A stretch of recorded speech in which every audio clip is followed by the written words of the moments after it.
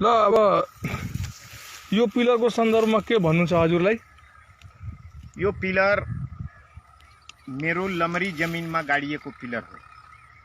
यो आजदेखि 2 वर्ष पहिला आएर हामी गाउँमा थिएन, म काठमाडौँ गएको बेलामा यो पिलर आएर यहाँ नेपालको सशस्त्र प्रहरी र नेपालको नापीविद राजेश भने व्यक्ति हुनुहुन्थ्यो, नापीको प्रमुख 19 जिल्लाको प्रमुख हुनुहुन्थ्यो। उहाँले आएर यहाँ गाड्नुभयो, जबकि यहाँ कहिल्यै पनि पिलर थिएन। यो पिलर त्यहाँ थियो, त्यहाँ यो पिलर उता साइडमा थियो र यो आएर यहाँ गाडियो। मैले यो पिलर गाडिसकेपछि 10 दिनपछि म काठमाडौँबाट आएँ। काम विशेषले मैले काठमाडौँ गएको थिएँ र काठमाडौँबाट आउँदाखेरि सबैले भन्यो कि तपाईको लमरी जमिनमा जग्गामा पिलर गाडिया रहेछ। अनि मैले यहाँका यस पिपरपातीको बीओपी का प्रमुख प्रहरी निरीक्षक त्यो कोइराला जे हुनुहुन्थ्यो, उहाँसँग मैले गएर सोधेँ।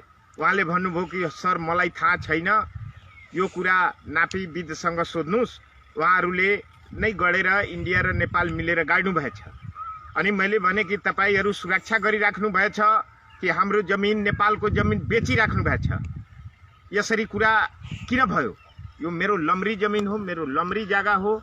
अनि यो लमरी जग्गामा यसरी गर्न अपराध हो। यो तुरन्त हटाउनुस्, होइन भने यहाँ नराम्रो अवस्था म सिर्जना गर्छु। मेरो सदियोदेखि, मेरो बाबा पुर्खादेखि हामी जोत्दै आइराखेको यो जमिन हो। अनि तपाईले मेरो नेपालको जमिन भारतलाई दिनु हो? यही हो तपाईको सुरक्षा, बोर्डरको सुरक्षा भनेर धेरै कुराहरू भयो। हुँदाखेरि उहाँले मलाई नम्बर उपलब्ध गराउनु भयो। मैले त्यो नापीविद, त्यो राजेश भन्ने व्यक्तिसँग मैले कुरा गरेँ। उहाँलाई मैले वीरगञ्जबाट बोलाएँ। 19 जिल्लाको सर्वे भइराखेको थियो तपाईको बोर्डरको सन्दर्भमा। उहाँले आउनुभयो अनि आएर त्यहाँ मलाई गुगल राखेर के अरे तपाईको नक्सा हेराउनु भयो कि यहाँ छ। उहाँ आफै अलमल्नु भयो। मैले भने कि यसलाई उखाड्नुहोस्, यो हुँदैन, यहाँ कहिले पनि थिएन। हामी सानैदेखि र मेरो बाजेदेखि बुवादेखिको पालादेखि कहिल्यै पनि छैन। पिलर थियो, सानो पिलर उतातिर थियो, यहाँदेखि करिब 20 मिटर तल थियो, सानो पिलर थियो। र त्यो सानो पिलर यहाँ कसरी आयो, हामी आफै आश्चर्यचकित छौँ। जुन बेला यहाँ कुनै पनि पिलरहरू थिएन, त्यो बेला हामी यो बोर्डरलाई सुरक्षा गर्दै आए। जुन बेला यहाँ सुरक्षा निकाय पनि कुनै थिएन, अनि हामीले पुरा इन्डियनहरूसँग नदी पछि उता भारत थियो, नदी पछि यता नेपाल थियो। अनि हामी सुरक्षा, बोर्डरको सुरक्षा गर्दै आए। आज सशस्त्र प्रहरी उताको सशस्त्र प्रहरी आएपछि आज हाम्रो लमरी जमिनमा यसरी पिलरहरू गाडिएको छ। तपाईँ हेर्नुहोस्, त्यो पिलर पनि मेरो दाइको लमरी जमिनमा गाडिएको छ। त्यहाँ त्यो पूर्वको जुन पिलर हेरिराख्नु भएछ, त्यो पिलर पनि मेरो दाइको लमरी जमिनमा गाडिएको छ। अनि मैले त्यो नापीविदसँग मैले कुरा गर्दाखेरि उहाँले भन्नुभयो कि ल यसो छ सर भने तपाईँ त्यो यो लमरीको के अरे तपाईको यो जुन यो दर्ता भएको मालपोत रसिद र लाल पूर्जा, यो लाल पूर्जा मलाई निवेदन एउटा लेखेर एउटा निवेदन छोडिदिनुस्, अनि मैले यसको मुआवजा दिलाउँछु। मैले भने यो गलत कुरो हो। मैले किन मुआवजा लिने? आफ्नो लमरी जमिनमा तपाईहरूले बोर्डर लाएर राख्ने, पिलर गाड्ने, भारतसँग तपाईँ बेच्ने, अनि तपाईँले मैले आफ्नो जमिनको मुआवजा लिने? यो कदापि पनि हुँदैन। तपाईँ गल्ती गर्नुभएछ। यो कुरालाई मैले उठाउँछु, समय परिवेश आएपछि उठाउँछु। तपाईहरू भारतसँग मिलेर नेपालको जमिन बेच्नुहुन्छ, यो कहाँबाट तपाईहरू सञ्चालित भएर यसरी गर्नुहुन्छ हामीलाई थाहा छैन। यो तुरन्त उखाड्नु भएन भने तपाईले म ठिक मान्दैन। कहाँ जानुपर्छ त्यो सबै प्रक्रिया म गर्छु। अनि गएर मैले प्रमुख जिल्ला अधिकारीलाई, त्यो तत्कालीन प्रमुख जिल्ला अधिकारीलाई भने, अनि भन्दाखेरि उहाँ पनि ल हुन्छ म जान्छु, म बुझ्छु भनेर भन्नुभयो। न उहाँ आउनुभयो न उहाँ जान्नुभयो। अनि सबै निकाय, मलाई त के आश्वास भयो भने माथिदेखि लिएर तलसम्म सबै पठाउँछ कि गएर यति जमिन दिदिनुस् उतातिर सम्झौतामा पारिदिनुस् अनि यो छोडिदिनुस् भनेर यो लमरी जमिन जनताले जोत्दै आइराखेको सदियों पुर्खादेखि यहाँ बसोबास हामी गर्दै आइराखेको मान्छे कहिल्यै पनि बोर्डरमा यस्तो थिएन। बरु इन्डिया उतातिर थियो र नेपाल त्यहाँ नदीपछि यतातिर थियो। लाएर आज लमरी जमिनमा यो गाडिएको छ। यो अति दुर्भाग्य हो। योलाई हटाउनु पर्छ।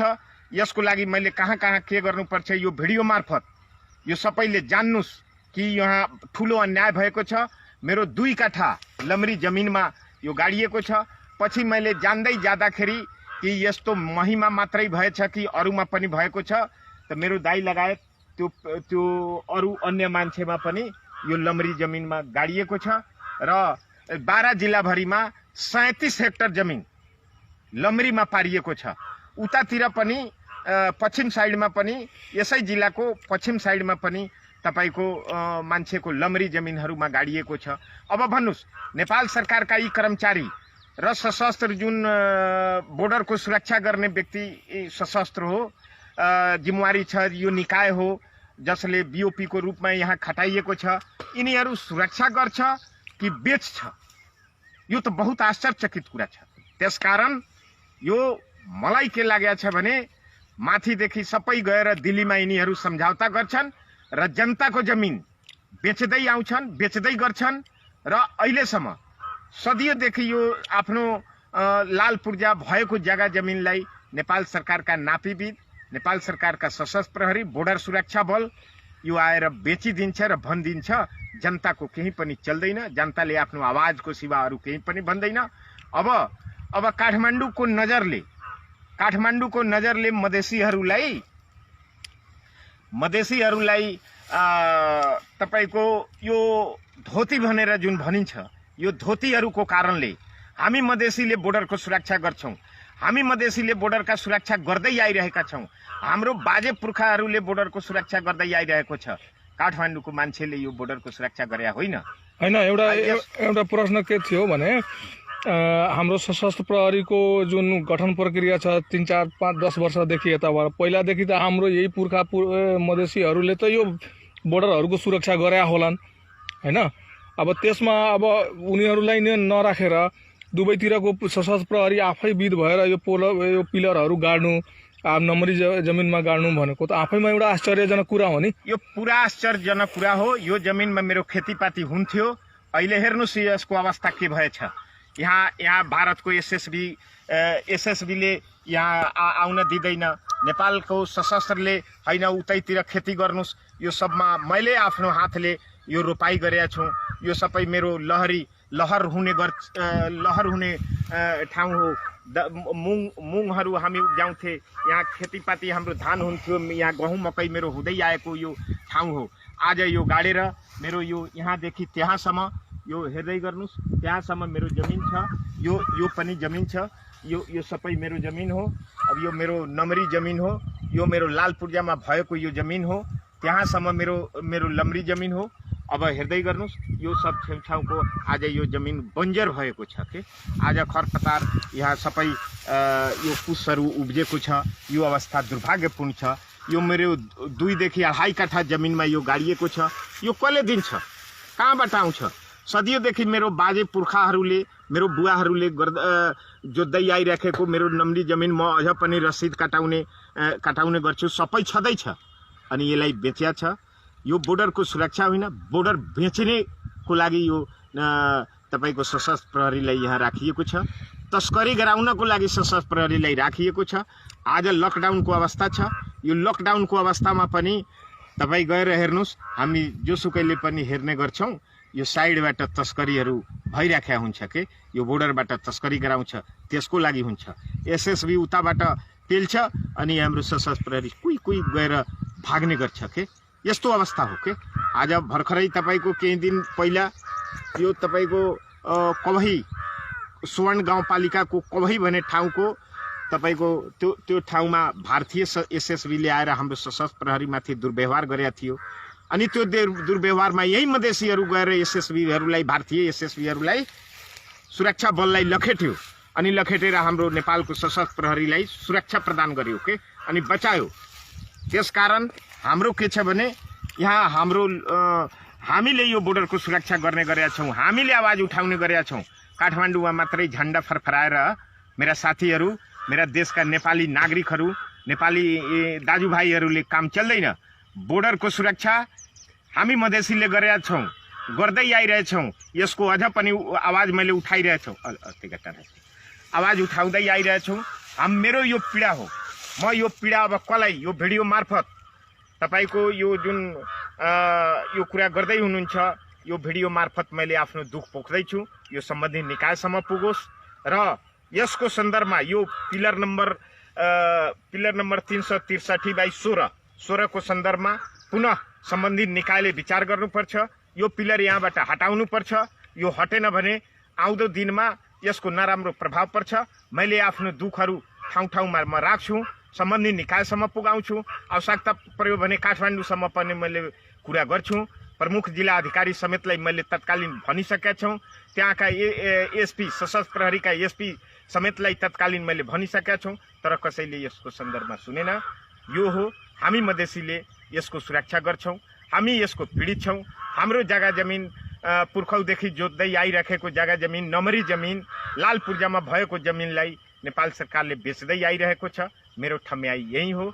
अरू यो पीडा मैले पीडैले अहिले भरेको छु। यति हो के। हस् त, धन्यवाद। अब हाम्रो यो जुन तपाईहरू यो भिडियो मार्फत हेर्दै हुनुहुन्छ, यो जति पनि यो रुखको उतासम्मको जमिन चाहिँ पहिला नेपालले हक दाबी गर्दै आएको र पहिला पनि पिलर उतादेखि अब नयाँको सन्दर्भमा पिलर यो यहाँ आएर गाडिएको छ 2 वर्ष यता।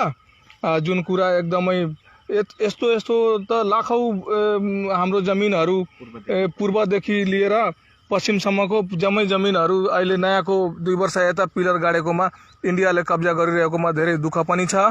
हस् त, यो भिडियो मार्फत सम्बन्धित निकायमा पुगोस् र नेपालको जमिन, नेपालको सार्वभौम सत्तामाथि कुनै पनि देशले यस्तो नगरोस् भन्ने हजुर माझ अपेक्षा राखेको छु। धन्यवाद।